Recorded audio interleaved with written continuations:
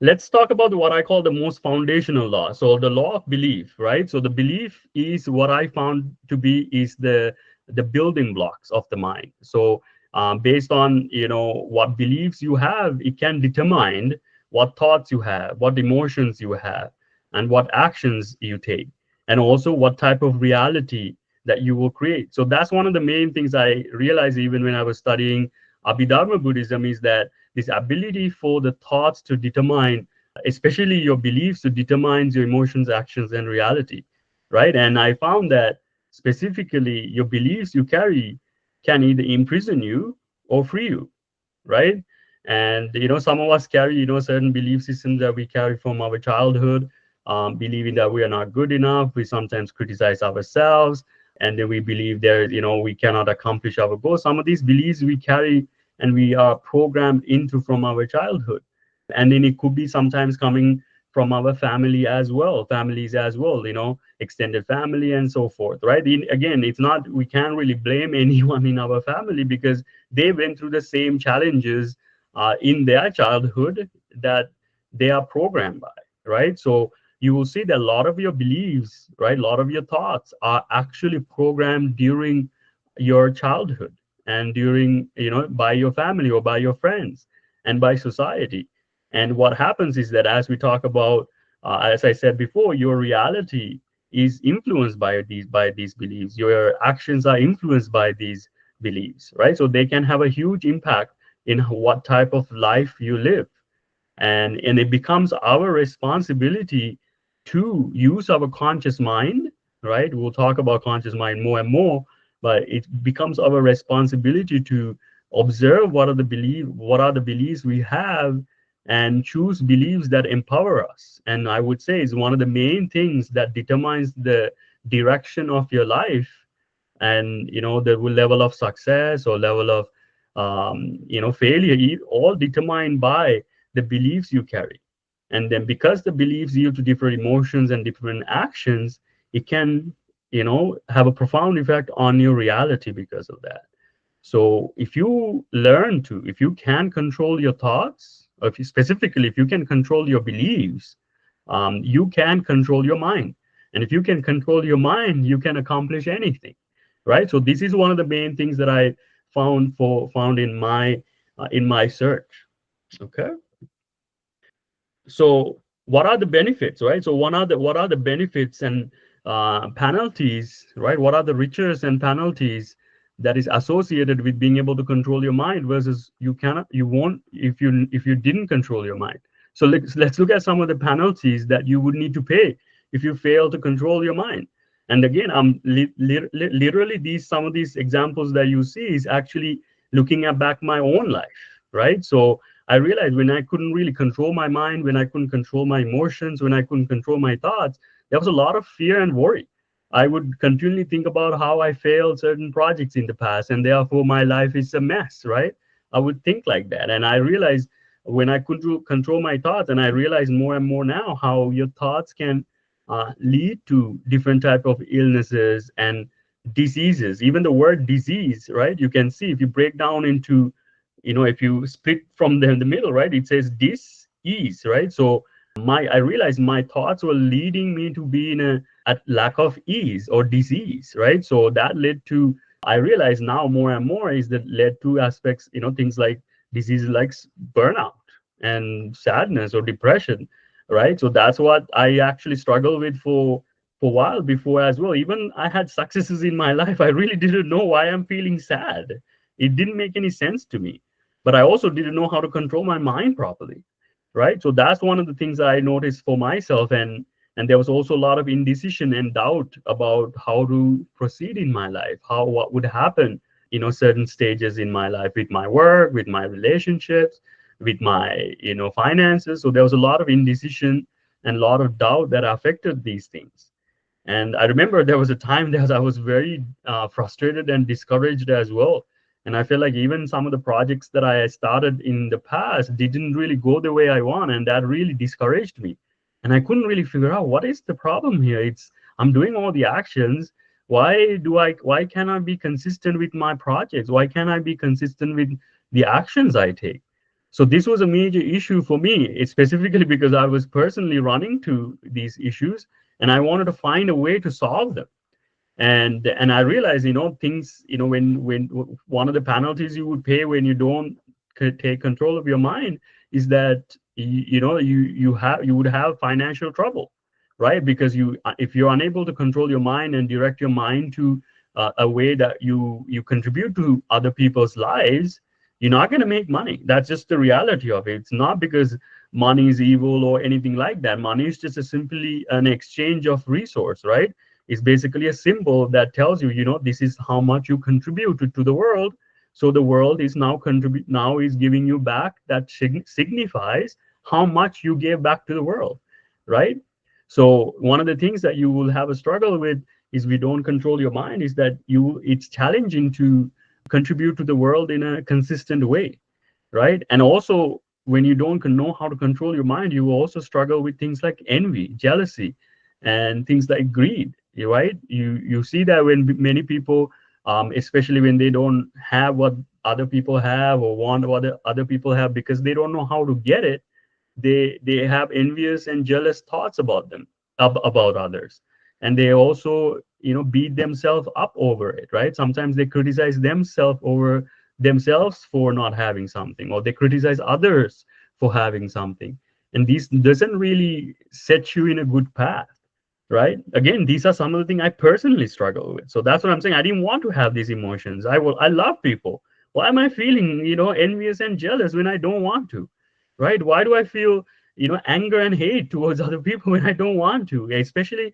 I realized it started with my own self, feeling upset with myself for not accomplishing certain things, or not being able to accomplish things in the future as well. So I didn't want to feel that way. So I wanted to see what I needed to do.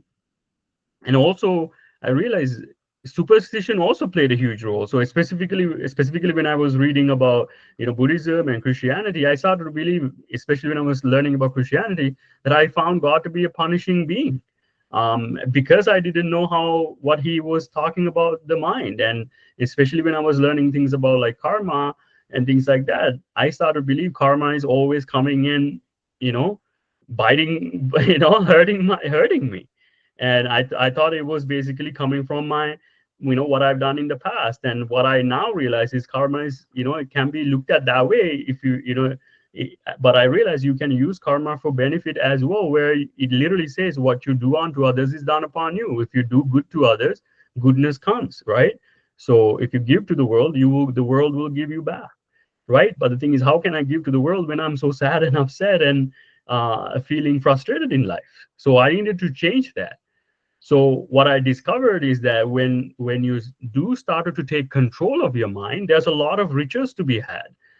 There's some of the riches you would enjoy if you were to take control of your mind is that you actually develop a peace of mind and you started to become a lot more happier, because I realized that your thoughts literally determine the level of emotion you have, right? If you have negative thoughts about yourself, if you're continually criticizing yourself or criticizing others, it's really challenging to develop a peace of mind or be happy.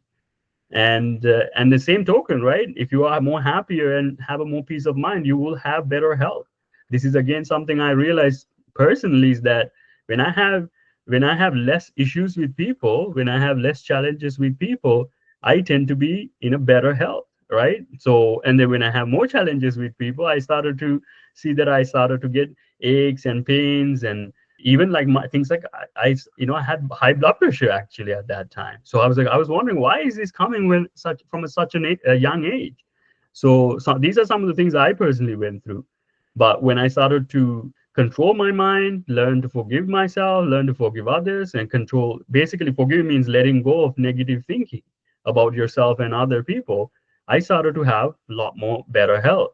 And then one of the most important thing was, finding a labor of love. Like what I do now is my labor of love. I love public speaking. I love creating courses. I love writing books. I love helping people with their personal development and, spirituality. So now I finally been able to do what I consider to be labor of love of my own choice, right? So that's one of the main things that I found for myself.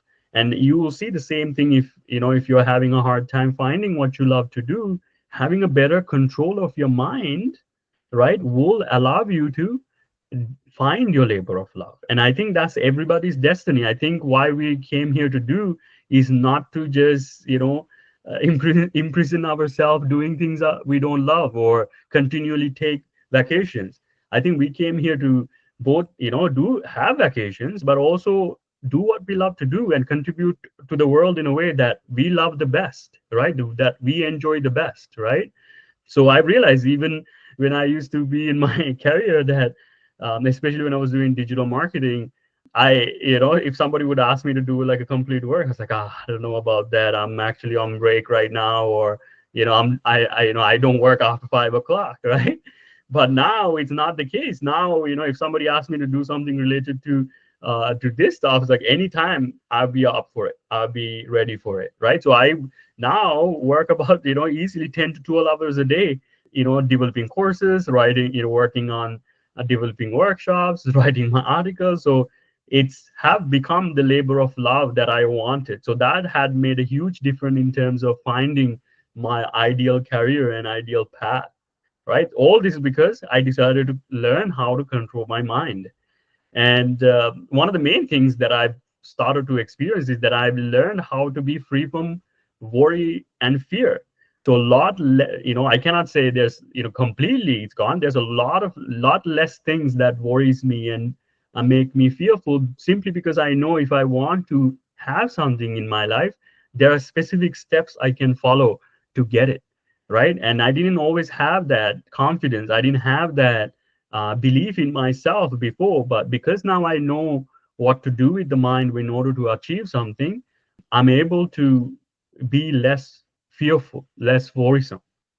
And another main thing that I realized when I was in my journey, that even though I had a relatively positive mentality or mental attitude in earlier in my career, as I started to work in the corporate world, I started to become a lot more cynical, a lot more negative, a lot more aggressive, a lot more colder. I was like, I don't want to feel this way because I'm working. This is not the way I want to live. Why do I feel that way? Why do I need to feel negative because I'm working for somebody? So I didn't really know how to answer that. So, but when I learned to learn to understand and control my mind, I realized I can control my mental attitude a lot more. I can be positive if I want. And positivity, you will see, I'm not just saying, oh, be positive for positivity's sake. I'm not really saying that there are literally steps you can do to be more positive, but the advantage of having positive mental attitude are the riches you get from your life, or the riches that you would get from being able to control your mind.